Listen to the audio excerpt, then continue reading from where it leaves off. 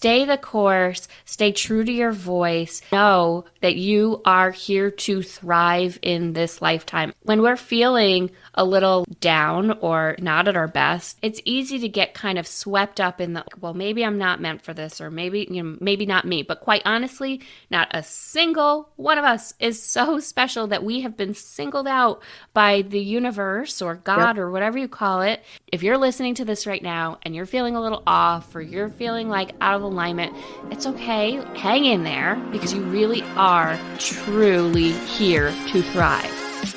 Welcome to season 4 of B3 Boss Babies in Bottles. I am your host, Jessica with a Y. Can you believe it is going to be 4 seasons of B3? Make sure to sit back, relax with your favorite cocktail or drink, and enjoy this episode. Hey everyone, welcome to today's episode of Boss Babies in Bottles. I'm super excited to have on Miss Andrea with us today. Welcome, Andrea. Miss Andrea Freeman, just so you guys know, believes that transforming your life is the access to transforming your business. As a mindful business coach and peak performance planner, she works with creative entrepreneurs just to really support them in their evolution. She operates from the critical truth personal evolution can fuel business revolution, meaning the higher the consciousness, the greater the impact. It's her personal joy to kind of work with clients to help them align with who they are at their core.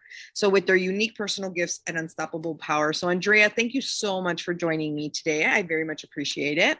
Thanks for having me. It's good to be here. Yeah. So, I guess first start off by telling us a little bit more about you. Yeah, I am somebody who was bitten by the entrepreneurial bug kind of early in life, right? Like I started my first business at 12.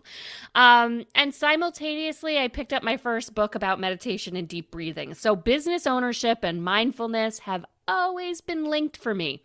But I had false starts and stops in business. I've had a lot of different businesses. And through all of that personal evolution and growth, I have emerged. I work with people who are interested in scaling their businesses to multiple 6 and 7 figures, but through some very specific avenues, and that is primarily through thought leadership, wanting to be recognized as the go-to expert in their industry, and also needing to up-level their visibility game. So what does it take to really step into the spotlight and come out from the shadows to be recognized in your industry and also recognized outside of your industry as someone who could have an impact on a larger scale? I love that. So, what type of entrepreneur should be leveraging their mindset? Well, what type of entrepreneur should not be leveraging their mindset? That is true. That is true. I joke that business ownership is a personal development vehicle in disguise as a business pursuit, because it takes so much to keep going in the face of setback, in the face of real life happening all around us, in the face of nobody else is ever going to tell us to come and do the work or get up and make the things happen, right? When we're the CEO, when we're the visionary, when we're that strategic thinker, it really takes cultivating a strong mindset to be able to push yourself through, but also to know when to nurture yourself, when to take some time off and strike that balance. Yeah. And it's hard. It's hard to always be, 100% on as an entrepreneur. So yes, taking that time for sure. But mindset is the most important thing in anything in life. In my personal opinion, I talk a lot on this podcast on my concept of life, which is swim or swim. There's no sinking. It's just swimming. And, maybe it's not as good swimming one day as another, but it's swimming. I love that. That's so cute. Yeah, I guess that's my way of getting through things. So tell us more, I guess, about the art of receiving that you talk about. Yeah. So I think very often in business ownership, we talk a lot about the doing, right? About what do I need to show up and how do I need to perform and what tasks do I need to check off my list? And there's a strong focus on that. And I think that there's very little focus on being human beings in our businesses. And that's quite honestly how we actually achieve or manifest anything. So when we really look at it, like at the end of the day, we all want to receive more in our lives and in our businesses, right? We want more love. We want more affection. We want more quality time with the people who matter most to us. We want more money in our businesses. We want more dream clients.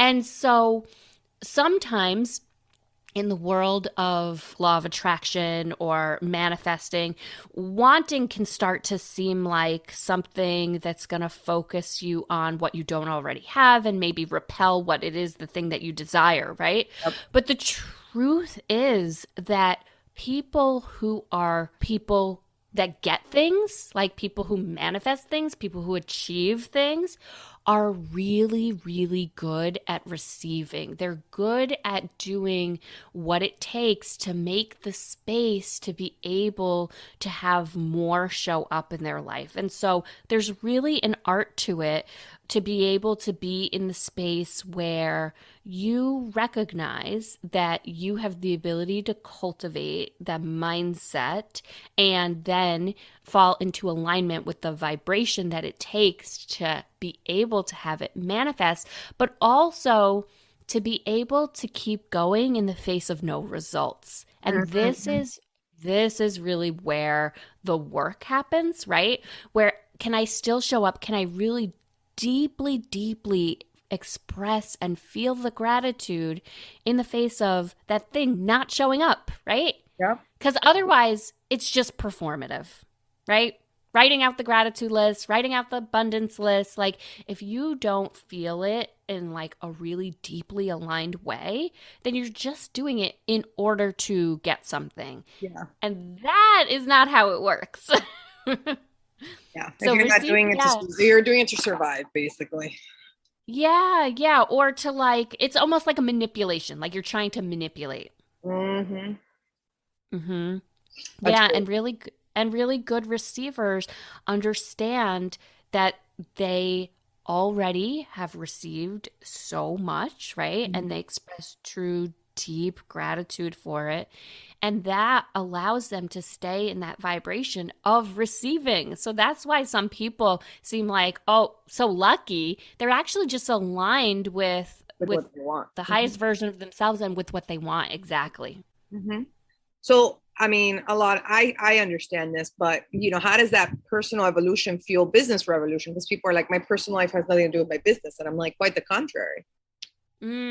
Well, I'm a huge advocate that you actually really only have one life, right? There's no division. I don't even keep a separate calendar. I stopped that Yep. years ago for like trying to keep the two things. It's like if I can't figure out how to juggle all the to-dos, right? Because there are to-dos. All Hmm. this talk about being doesn't mean that there's nothing to do. We're very much in action, but I have one amazing life that I've been gifted, and it's up to me to choose to discern how I spend every waking moment of that time that I've been given. And for me, the best way to show up and be able to be fulfilled by the things that I'm doing is to be continually growing and evolving and developing as far as my consciousness, my awareness, my business acumen, all of that really fuels me to be able to show up as my best self in my business, which honestly is what fuels that business revolution because people buy your energy, they buy your vibe way before they buy the product or the service that you're selling. Yeah, that's 100% it. Um, People buy you. That's what it is. You're always selling yourself. Yeah. And so like, if that's the case and you want to be able to do business with the people that resonate for you the most, then Mhm. you have to be putting out there that energy, that frequency, right? Of Yep, exactly the thing that you seek to create. of course. And so, what are some effective yet mindful ways that any entrepreneur really can up level their life and business together? I like to say that there's one of two ways that you can operate in your life and in your business. Mm. And you can be a guest, like at a party, right? And when you're a guest at a party, You don't really have a say about who's invited or the food that's served or the music that's playing, right? Yep. But when you're the host, you get to create something that's authentically yours, that's a true representation of who you are. Mm-hmm. So I would say the best way to, be in the driver's seat is to be a host. And to be a host means that you are honoring your why, that you're really clear about why you're doing what you're doing, right? That you're owning who you truly are, that you're not giving in to negative self talk or self doubt. And that requires you to shift your perspective.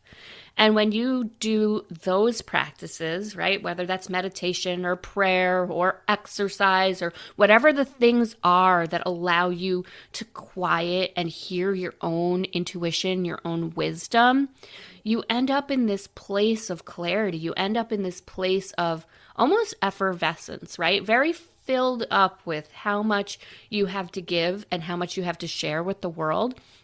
And from there, you can take inspired action. You can create goals and milestones in your business, in your life, about like from a place of fullness, from a place of how very much you have to share, right? Instead of where so many business owners are creating from, which is like a lack or a scarcity, right? Like, I don't have X revenue and I want that number, right? I don't have this many clients and I want this many clients.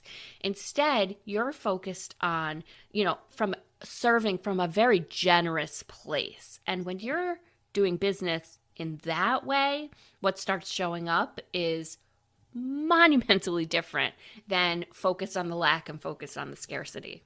Yeah. Yeah, because you're coming just from a different place altogether. I talk about the importance or what it did for me, the act of journaling, and just coming and really understanding everything around me really helps me get focused on what I'm currently doing.